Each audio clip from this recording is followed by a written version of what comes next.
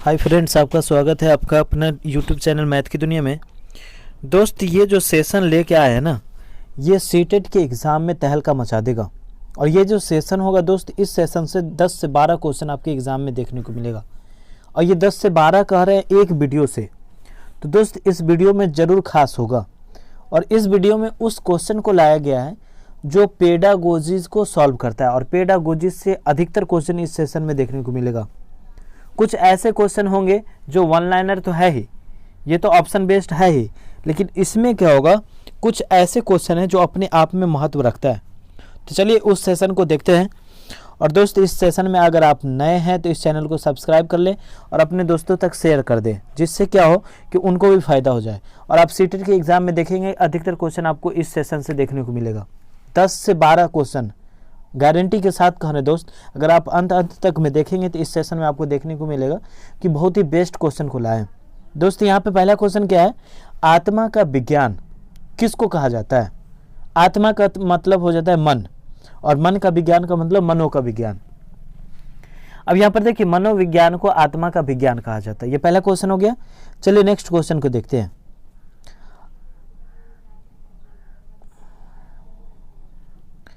अब next question देखिए, शिक्षा को राष्ट्रीय एकता किस स्वतंत्रता सेनानी ने कहा। मतलब शिक्षा के बारे में कौन से व्यक्ति थे, उन्होंने कहा कि शिक्षा जो है वो राष्ट्रीय एकता है, मतलब राष्ट्र में एकता बनाए रखने के लिए एक महत्वपूर्ण भाग है। तो ये जो बात बोले दोस्त, वो बोले जवाहरलाल नेहरू। ये हमारे देश के एक ऐसे स्वतंत्रता सेनानी ने है जिन्होंने कहा कि शिक्षा जो है वो राष्ट्रीय एकता का एक भाग है। तो इस क्वेश्चन का करेक्ट आंसर क्या हो जाएगा दोस्त, जवाहरलाल नेहरू। नेक्स्ट में देखिए अगला क्वेश्चन।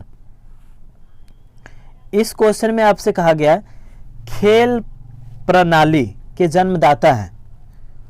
तो खेल प्रणाली के जो जन्मदाता हैं वो कौन दोस्त है, फ्रोबेल है। कौन है, फ्रोबेल। ऑप्शन नंबर ए इस क्वेश्चन का करेक्ट आंसर है।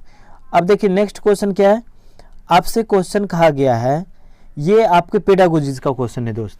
विद्यार्थी शिक्षक में मध्य कैसा, मतलब विद्यार्थी शिक्षक में माध्य कैसा संबंध होना चाहिए। विद्यार्थी और टीचर के बीच में, मतलब क्या है, स्टूडेंट और टीचर के बीच में कैसा संबंध होना चाहिए, कैसा रिलेशन होना चाहिए।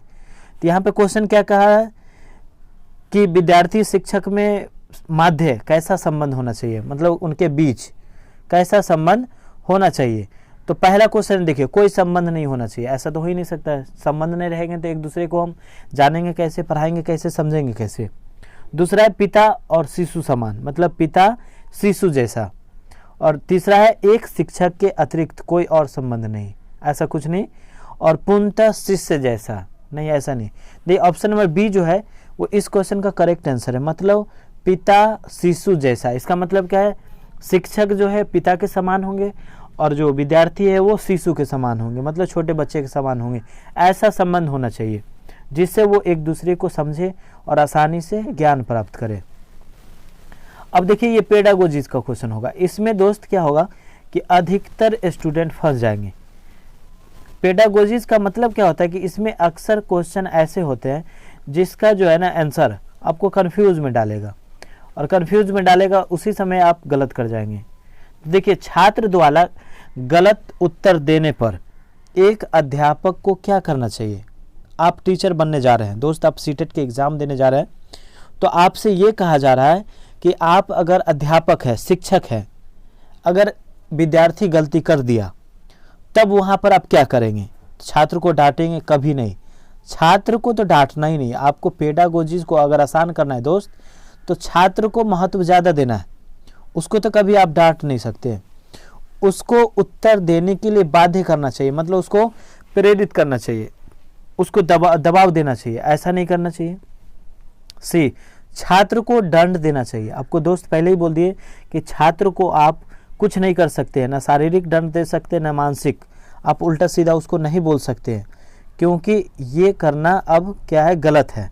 तो आपको क्या करना है, स्टूडेंट को कैसे समझाना है, ये आपके अंदर में कला होना चाहिए।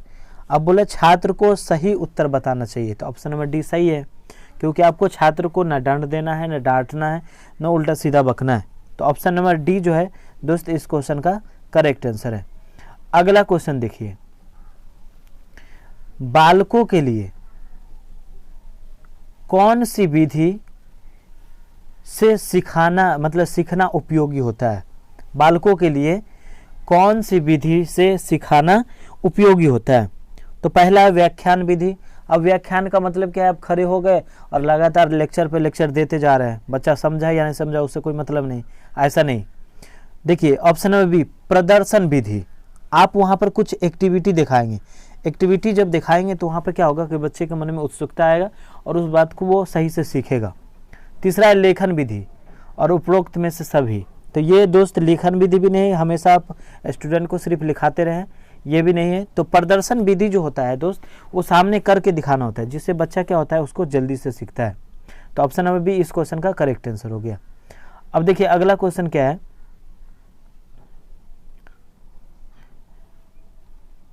बच्चे के पूर्व विचारों में नए विचारों का समावेश हो जाने को क्या कहा जाता है? और दोस्त ये क्वेश्चन आता ही एग्जाम में, कई बार ये एग्जाम में आया है। आप जब देखेंगे प्रीवियस ईयर्स का क्वेश्चन देखेंगे तो आपको ये क्वेश्चन देखने को मिलेगा।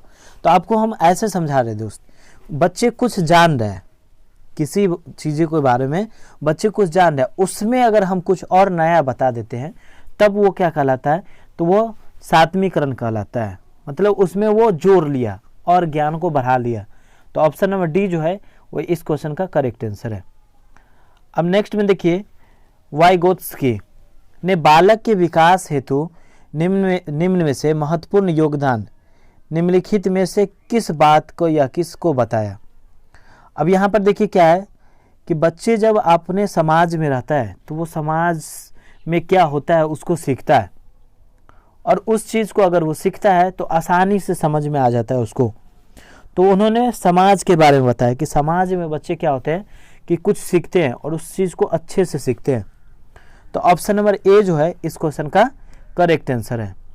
नेक्स्ट में देखिए, लॉरेंस कोहलरबर्ग, और इन सभी के बारे में आपको अलग अलग से पढ़ना होगा दोस्त।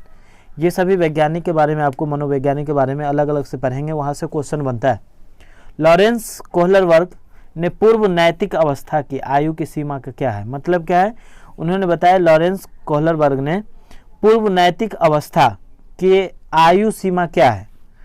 तो इसका जो आयु सीमा है दोस्त वो देखिए नैतिक, अब सही क्या है गलत क्या है, किस उम्र के बाद बच्चे सीखते हैं या समझते हैं उसको देखेंगे। लेकिन यहाँ पर क्या कह रहा है? पूर्व नैतिक अवस्था, मतलब नैतिक अवस्था से पहले।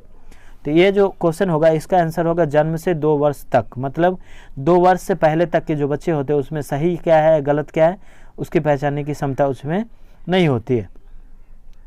नेक्स्ट देखिए, अत्यधिक जटिल समाजीकरण किस अवस्था में पाया जाता है? मतलब विद्यार्थी या कोई बच्चा बालक किस अवस्था में चला जाता है जिससे उसको समाज की जो सभी बातें हैं उसको अच्छे से समझ पाए, उसके हिसाब से अपने आप को ढाल सके?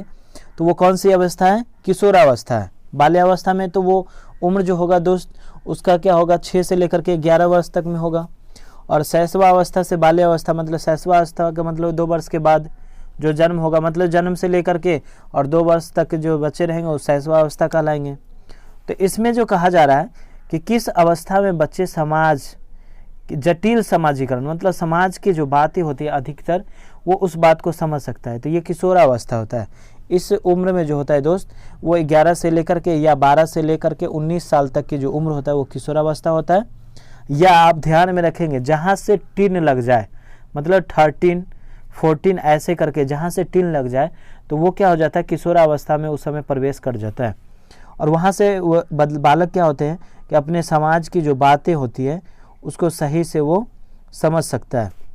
अब देखिए, बी एवं डी तथा स एवं वाज अंतर या भेद न कर पाने वाले छात्र किस अधिगम अशक्तता से पीड़ित है? दोस्त यहाँ से क्वेश्चन पूछेगा ही, डिसलेक्सिया, डिस्ग्राफिया, अफेजिया, और ये सब जो है दोस्त वो बहुत ही बेस्ट क्वेश्चन है। यहाँ से क्वेश्चन आपसे पूछेगा कि बच्चा जो है वो बी को डी तथा स को वाज या अंतर या भेद न कर पाने वाले छात्र जो होते हैं वो किस रोग से ग्रसित होते हैं?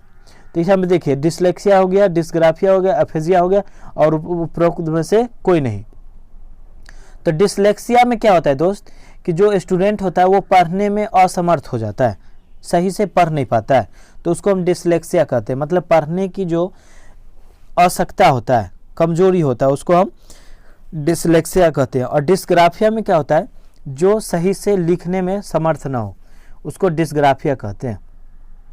अब देखिए अगला क्वेश्चन, यहाँ पर क्वेश्चन आपसे कहा जा रहा है बालक के समाजीकरण की प्रक्रिया कब से प्रारंभ हो जाती है। मतलब क्या है कि बालक के समाजीकरण की प्रक्रिया कब से प्रारंभ हो जाती है। तो देखिए बाल्यावस्था में, किशोरावस्था में, पूर्व किशोरावस्था में और जन्म से। तो ये बालक में जो समाजीकरण की प्रक्रिया जो है दोस्त जन्म के बाद से ही स्टार्टिंग हो जाते हैं। वो समाज में का मतलब हो गया कि अपने आस पड़ोस में या आस पड़ोस के बच्चे के साथ रहने लगते हैं, वो क्या करते हैं क्या नहीं करते हैं वो सभी वहाँ से सीखना चालू कर जाते हैं। तो समझिए जन्म के बाद से ही वो समाजीकरण की प्रक्रिया क्या करती है, चालू कर देती है। तो इसलिए ऑप्शन नंबर डी जो है इस क्वेश्चन का सही आंसर है। बोले क्या वातावरण व्यक्तित्व विभिन्नता के एक कारण है। ये बिल्कुल है, क्योंकि आप जिस वातावरण में रहेंगे, जहाँ आप रह रहे हैं, वहाँ की जो अगर वातावरण सही है तो आप सही विकसित करेंगे, विकास करेंगे। अगर वहाँ के वातावरण सही नहीं है तो आप सही से विकास नहीं कर सकते। तो इस क्वेश्चन का जो आंसर होगा दोस्त ऑप्शन नंबर बी होगा। अब अगला देखिए, संवेग निम्न में से किसका एक महत्वपूर्ण तत्व है। तो विश्लेषण का मतलब क्या होता है कि हमारे अंदर में जो गुण है या हम सामने किसी भी चीज़ को देखते हैं तो उसमें क्या करते हैं, हम उसके बारे में सही से समझ पाते हैं, उसके बारे में सही से समझा पाते हैं और बता पाते हैं, तो उसको हम विश्लेषण बोलते हैं। तो ऑप्शन नंबर ए इस क्वेश्चन का करेक्ट आंसर हो जाएगा। अब देखिए अगला क्या है, यौन संबंधी समस्या किस अवस्था में संवेदनशील होती है। मतलब क्या है कि यौन संबंधी एक लिंग दूसरे लिंग के प्रति कब आकर्षित होती है। इस समस्या का जो स्टार्टिंग होता है वो कब होता है। मतलब संवेदनशील का मतलब उसके प्रति ज़्यादा एट्रैक्टिव होना, ज़्यादा संवेदनशील होना। तो यौन संबंधी समस्या किस अवस्था में संवेदनशील होते हैं, किशोरावस्था में, क्योंकि इस अवस्था में बालक और बालिकाओं के शरीर में क्या होता है, कुछ परिवर्तन देखने को मिलते हैं। उसके लड़के के आवाज़ में मोटापन आ जाते हैं, लड़कियों की क्या होती है कि वो उसके स्तन में उभरापन आने लगता है, मतलब बॉडी में परिवर्तन होना स्टार्टिंग हो जाता है। तो ये जो अवस्था होगा दोस्त किशोरावस्था होगा। नेक्स्ट में देखिए, स्वतंत्र शब्द साहचर्य परीक्षण विधि के प्रतिपादक है। मतलब इस क्वेश्चन का करेक्ट आंसर क्या होगा, मतलब स्वतंत्र शब्द साहचर्य परीक्षण विधि के प्रतिपादक तो कौन है, फ्रांसिस गाल्टन ने इस शब्द का क्या है, प्रतिपादक है। नेक्स्ट में देखिए, अब यहाँ से क्वेश्चन अगर नहीं आया एग्जाम में तो ऐसा हो ही नहीं सकता। राष्ट्रीय पाठ्यचर्या की रूपरेखा मतलब एनसीएफ 2005 आपको पढ़ना होगा दोस्त, और एनसीएफ 2005 से बहुत सारे क्वेश्चन आते हैं, एनसीएफ 2020 से भी क्वेश्चन आते हैं। तो राष्ट्रीय पाठ्यचर्या की रूपरेखा एनसीएफ के अनुसार कक्षा में शिक्षक की क्या भूमिका होनी चाहिए। मतलब आप अगर शिक्षक हैं, पढ़ाने जा रहे हैं, तो आपका क्या भूमिका होनी चाहिए। तो उत्प्रेरक के रूप में, मित्र के रूप में, लीडर के रूप में और उपरोक्त में से सभी। तो उत्प्रेरक का मतलब क्या होता है, बच्चे में जागरूकता लाना।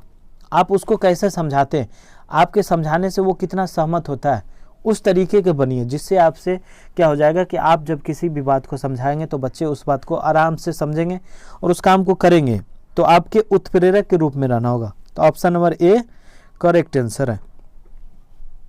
नेक्स्ट में देखिए, टर्मन तथा अस्टन के बुद्धि को माना जाता है। मतलब टर्मन ये मनोवैज्ञानिक का नाम है, टर्मन तथा अस्टन के बुद्धि को माना जाता है। तो ये योग्य संरक्षक मतलब योग्यता संरक्षक, अभाज्य तथा अखंड इकाई। मतलब अभाज्य तथा अखंड इकाई का मतलब क्या है कि ये एक ऐसे भाग है जो टूट नहीं सकता है।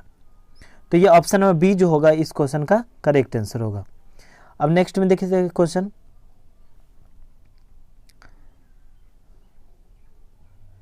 अब यहाँ पर देखिए क्वेश्चन क्या कहा जा रहा है, जब शारीरिक दोषों के कारण उत्पन्न कठिनाइयों से बालक को सामाजिक स्वीकृति प्राप्त नहीं होती है तक उसमें मनोवैज्ञानिक दोषों वृद्धि होती है।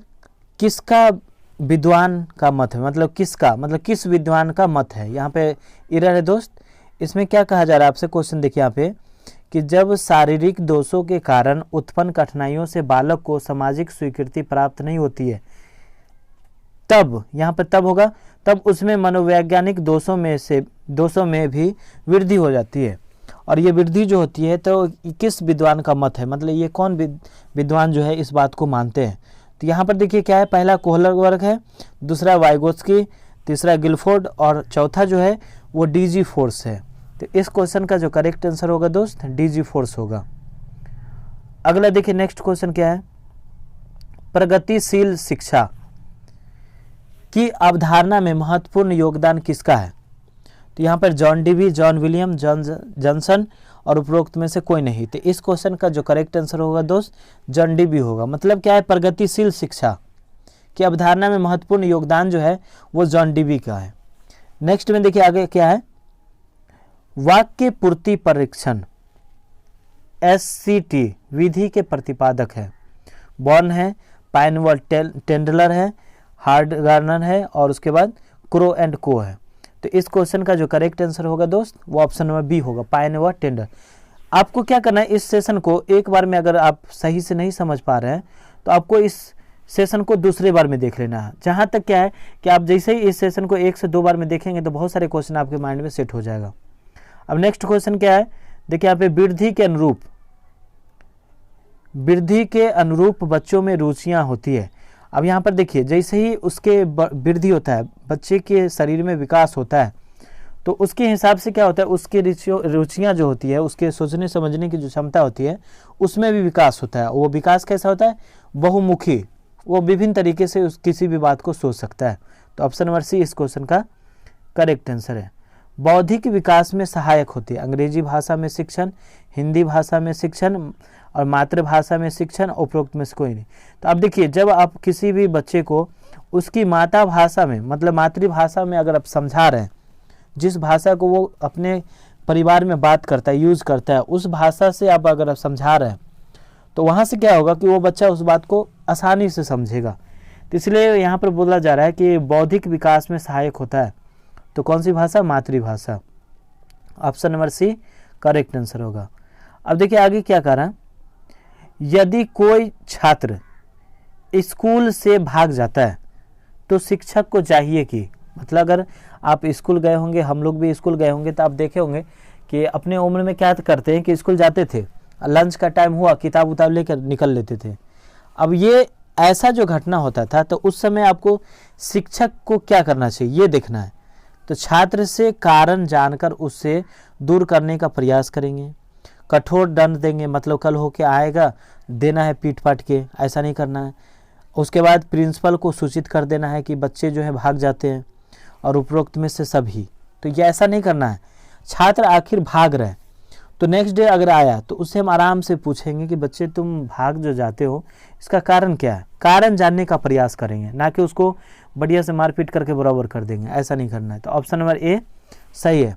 नेक्स्ट में देखिए अनुभवों को प्रकट करने का मतलब क्या है, सामने रखने का। अनुभवों को प्रकट करने का माध्यम है आत्मा से, स्वयं अध्ययन से, भाषा से, उपरोक्त में से कोई नहीं। तो आप अपने अनुभव को किसी के सामने रख रहे हैं तो जब तक आप बोलेंगे नहीं तब तक तो सामने वाला समझेगा नहीं। तो इसमें कौन सा माध्यम बनेगा, भाषा बनेगा। तो ऑप्शन नंबर सी इस क्वेश्चन का करेक्ट आंसर होगा। अब देखिए आगे क्या कह रहा है, विद्यालय में सामाजिक एवं सांस्कृतिक गतिविधियों द्वारा कौन सी शिक्षा दी जा सकती है। मतलब क्या, विद्यालय में मतलब स्कूल में आप जा रहे हैं। अब स्कूल में अगर आप जा रहे हैं तो बच्चे को आप कैसे शिक्षा देंगे, इसके बारे में पूछा जा रहा है कि सामाजिक एवं सांस्कृतिक गतिविधियों द्वारा कौन सी शिक्षा दी जा सकती है। तो सामाजिक का स्थापना, सामाजिक यथार्थ की, सामाजिक चिंतन की और सामाजिक व्यवहार की, मतलब समाज में कैसे लोग रहते हैं, किसी भी काम को कैसे करते हैं, क्या समाज में गलत किसी कहा गया है, किसे सही कहा गया है, इसकी जानकारी होना चाहिए। तो ऑप्शन नंबर डी जो होगा इस क्वेश्चन का करेक्ट आंसर होगा। नेक्स्ट में देखिए शब्द साहचर्य परीक्षण विधि के प्रतिपादक कौन थे। तो इसके जो प्रतिपादक थे दोस्त फ्रांसीसी गाल्टन। इस क्वेश्चन का option number B correct answer है। अब आगे देखिए क्या है, सर्वप्रथम मुक्त या खुला विश्वविद्यालय की स्थापना कब हुई, मतलब खुला विश्वविद्यालय की जो स्थापना हुई वो कब हुई। तो इसकी जो स्थापना हुई दोस्त 1986 ईस्वी में। और यहाँ से क्वेश्चन आपके बनेंगे, बहुत सारे ऐसे क्वेश्चन है आगे कि आप देखेंगे तो आपको लगेगा कि यहाँ से क्वेश्चन आ सकता है। कंप्यूटर शिक्षा की सिफारिश निम्न में से किसने की, मतलब कंप्यूटर का जो ज्ञान है बच्चे में देना है, इस जो शिक्षा की जो सिफारिश है वो किसने की। तो नई शिक्षा नीति जो आई है वो सिफारिश करा है कि नहीं बच्चे को कंप्यूटर की भी ज्ञान देना चाहिए। तो ऑप्शन नंबर सी इस क्वेश्चन का करेक्ट आंसर होगा। आगे देखिए क्या कहा जा रहा है, छात्रों को अभिव्यक्ति के अवसर प्रदान करने के उद्देश्य के लिए शिक्षक को क्या करना चाहिए, मतलब छात्रों को अभिव्यक्ति के अवसर प्रदान करने के उद्देश्य के लिए शिक्षक को क्या करना चाहिए। तो छात्रों को व्याख्यान करे, मतलब छात्रों के सामने में खड़ा हो गया और कुछ कुछ बकना चालू कर दिया, ऐसा नहीं। छात्रों को प्रश्न ना पूछने, देखिए प्रश्न होगा यहाँ पे, प्रश्न ना पूछने दे, ऐसा नहीं करना चाहिए। छात्रों से अधिक प्रश्न पूछे, इसका मतलब क्या है कि जिस बात को आप समझा रहे हैं उससे रिलेटेड अधिकतर से अधिकतर क्वेश्चन कीजिए जिससे उसका माइंड क्लियर हो जाए। तो ऑप्शन नंबर इस क्वेश्चन का करेक्ट आंसर होगा। नेक्स्ट में पत्र पत्रिकाओं तथा समाचार पत्रों के माध्यम से छात्रों में विकसित की जा सकती है, मतलब अगर आप पत्र पत्रिकाओं पढ़ा रहे हैं या समाचार पत्रों के माध्यम से आप छात्रों में विकसित की जा सकती है, तो वो कौन सा हो सकता है, सामाजिक चेतना, समाज में क्या हो रहा है उसकी जानकारी दे सकते हैं वहाँ से। अब देखिए भूल भुलैया परीक्षण के लिए उचित आयु, अब देखिए किस आयु में आप भूल भुलैया का मतलब क्या है कि यहाँ पे परीक्षण कर सकते हैं वो बच्चा के चीज़ को ग्रहण कर रहा है, किस चीज़ को भूल रहा है, उसके बारे में अगर आप इसमें देखेंगे तो किस आयु में, 5 से 10 वर्ष की आयु में ये भूल भुलैया के परीक्षण किया जा सकता है। Option number C correct answer है। अब देखिए मॉन्टेसरी विधि के प्रतिपादक, मॉन्टेसरी विधि के प्रतिपादक है तो वो कौन है, मैडम मारिया मॉन्टेसरी, नाम से ही पता चल रहा है और ये ऑप्शन में आएगा, सामने आता है। खिलौने की आयु कहा जाता है, दोस्त आप अगर बीएड किए होंगे और क्लास अगर किए होंगे बीएड का तो वहाँ ये सब जो है पढ़ाया गया होगा। खिलौने की आयु किस अवस्था को कहा गया है, तो ऑप्शन में देखिए उत्तर बाल्य अवस्था, मतलब बाल्य अवस्था से पहले की जो अवस्था होता है उसको खिलौने की आयु कहा गया है, twice age. Option number C correct answer होगा। नेक्स्ट में देखिए बच्चे किस अवस्था में, अधिकतर बात आपको बच्चे से रिलेटेड ही इस सेशन में देखने को मिल रहा होगा दोस्त, तो क्योंकि आपको पढ़ाना किसको, बच्चा को पढ़ाना है। तो अब यहाँ पर देखिए बच्चे किस अवस्था में कहानियाँ सुनने में अधिक रुचि रखते हैं, और इस अवस्था में जब आप बच्चे को समझाएंगे और कहानी के माध्यम से समझाएंगे तो वो गौर से सुनेगा, तो वो अवस्था कौन सा होगा, बाल्य अवस्था। बाल्य अवस्था में बच्चा जो होता है कहानी सुनने में बहुत रुचि जगाता है। तो ऑप्शन नंबर डी उस क्वेश्चन का करेक्ट आंसर था। अब देखिए ये क्वेश्चन है, 3 से 12 वर्ष तक बाल्यावस्था का काल किस विद्वान द्वारा माना जाता है, मतलब कौन से विद्वान थे उन्होंने कहा कि 3 साल से लेकर 12 वर्ष तक की जो आयु के बच्चे होते हैं वो बाल्यावस्था का होता है। तो ये हरलाक कहते थे, कौन कहते थे, हरलाक। अधिगम मनोविज्ञानिक के जनक कौन है, अब यहाँ पर देखिए क्या पूछा गया, अधिगम मनोविज्ञानिक के जनक कौन है, तो हरमन एबिंगहॉस है। नेक्स्ट क्वेश्चन देखिए, संभावना सिद्धांत के प्रतिपादक कौन है, तो ये कौन है, टॉलमैन है। नेक्स्ट में देखिए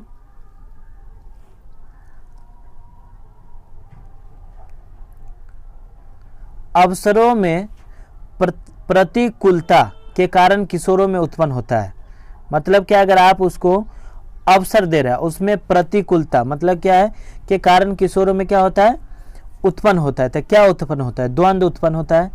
द्वंद्व का मतलब क्या है कि जहाँ पे आपको अवसर देना चाहिए आप वहाँ पे रुकावट डाल रहे हैं, तो उसके अंदर में द्वंद्व आएगा, मतलब मन में गुस्सा आएगा। तो इस क्वेश्चन का करेक्ट आंसर ए होगा। अब देखिए अगला क्या है, राष्ट्रीय जीवन में शिक्षा का कार्य होता है, राष्ट्रीय जीवन में शिक्षा का कार्य होता है तो राष्ट्र को नियमित करना, राष्ट्रीय एकता का विकास करना। सबसे अच्छा ऑप्शन ये होगा ऑप्शन नंबर बी इस क्वेश्चन का करेक्ट आंसर होगा। नेक्स्ट में क्या है, बुद्धि परीक्षणों के रूप में कौन जाना जाता है, मतलब बुद्धि को कौन से वैज्ञानिक पहले जांचा करते थे, परीक्षण किया करते थे, तो वो कौन थे, बीने। ऑप्शन नंबर डी इस क्वेश्चन का करेक्ट आंसर होगा। नेक्स्ट देखिए, निम्न में से किसको सुखद वर्षा की अवस्था कहा गया, मतलब किस अवस्था में बच्चे अपने आप को संतुष्ट करता है, समझता है, तो ये जो अवस्था होगा वो किशोरावस्था होगा दोस्त।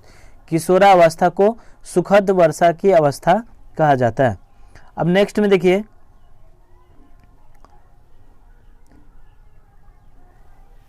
एकांत में विश्वास रखने वाला बालक क्या कहलाता है, मतलब जो बच्चे अपने आप को अलग रखता है, सबसे अलग रखता है, जो समझता है कि अकेले रहेंगे तो हमारे लिए अच्छा होगा, तो ये बच्चा जो होगा वो किस प्रकार का होगा, तो ये जो बच्चा होगा वो अंतर्मुखी होगा। मतलब क्या है, एक इंटरनल होता है, एक एक्सटर्नल होता है। आप देखते होंगे आपके गांव घर में भी बहुत सारे ऐसे बच्चे देखने को मिलेगा कि कुछ क्या होगा कि किसी बात को जल्दी बोलेगा, फटाफट से बोलेगा, और कोई बच्चा जो होगा उस बात को आराम से समझेगा, कुछ देर तक चुप रहेगा, फिर बाद में बोलेगा। तो ये अंतर्मुखी, एक्सटर्नल और इंटरनल, दो तरीके के बच्चे में गुण पाया जाता है, या किसी भी व्यक्ति में ऐसा दो प्रकार के गुण पाया जाता है। कोई बिंदास बोलेगा, कोई चुपचाप रहेगा। तो ये जो क्वेश्चन होगा इसका करेक्ट आंसर ए होगा, अंतर्मुखी। अगला क्वेश्चन देखिए, यदि कोई बालक समायोजन नहीं कर पाता है तो उसका कारण क्या है, तो उसके अंदर में क्या है, भय है, तनाव है, द्वंद्व है, मतलब क्या, डर भी है, भय भी है और तनाव भी है, क्योंकि किसी भी बात को वो सही से समझ नहीं पाता, जोड़ नहीं पाता है। तो ये ऑप्शन नंबर डी जो होगा वो सही होगा। नेक्स्ट देखिए क्या है, अधिगम का मुख्य चालक कहलाता है, मतलब क्या है कि अधिगम मतलब हम कोई ज्ञान प्राप्त कर रहे हैं, उसका चालक क्या है, तो कुसंग है, अभिव्यक्ति है, अभिप्रेरक है और अभिप्रेरणा, मतलब हम लोगों को मोटिवेशन जब मिलता है तो हम लोग क्या करते हैं, उस काम को करने के लिए एक्टिव हो जाते हैं। तो मोटिवेशन जरूरी है। तो इस क्वेश्चन का करेक्ट आंसर क्या है, ऑप्शन नंबर डी। नेक्स्ट देखिए, सकारात्मक प्रेरणा का अर्थ है, तो कार्य को दूसरे के कहने पर करना, कार्य को दंड भय के कारण करना, कार्य को अपनी इच्छा से करना और कार्य को भयभीत होकर करना। तो देखिए, सकारात्मक प्रेरणा का अर्थ है, मतलब किसी भी काम को आप माइंड पे ले लिए कि इस काम को करना है तो सही से करना है, तो ऑप्शन नंबर डी इसका करेक्ट आंसर होगा। आगे देखिए क्या है, प्रेरणा का स्वरूप होता है, प्रेरणा का स्वरूप होता है, तो केवल नकारात्मक, केवल सकारात्मक। दोस्त जहाँ पे केवल आ जाए उसको काट के पहले ही हटा दीजिएगा, नकारात्मक तथा सकारात्मक दोनों। इस क्वेश्चन का क्या हो सकता है, ऑप्शन नंबर सी सही आंसर हो सकता है। अब देखिए, संभावना सिद्धांत के प्रतिपादक निम्न में से कौन है, तो ये टॉलमैन है, इससे पहले ये क्वेश्चन देखे होंगे। नेक्स्ट देखिए, सीखे जाने वाले प्रेरकों को कहते हैं, सीखे जाने वाले प्रेरकों को कहते हैं, तो क्या कहते हैं, अर्जित प्रेरक, मतलब ज्ञान प्राप्त कर लिए, इसलिए ऑप्शन नंबर सी इस क्वेश्चन का करेक्ट आंसर होगा। अब देखिए आगे क्या है क्वेश्चन दोस्त, सामाजिक कार्यों में विशेष रुचि रखने वाले को क्या कहा जाता है, मतलब क्या है कि समाज की जो बात होती है, समाज में जो कोई काम होता है और उसमें कुछ बच्चे देखिएगा बहुत ज़्यादा इंटरेस्टेड होते हैं, तो उसको क्या कहा जाता है, तो उसको कहा जाता है बहुमुखी। क्या कहा जाता है दोस्त, बहुमुखी कहा जाता है। अब देखिए अगला क्वेश्चन क्या है, बालकों में सामाजिक विकास का महत्वपूर्ण कारक, यहाँ पे कारक नहीं होगा, कारक कौन सा है, तो दोस्त बालकों में जो सामाजिक विकास होता है उसका महत्वपूर्ण जो कारक है वो अनुवंशिकता है।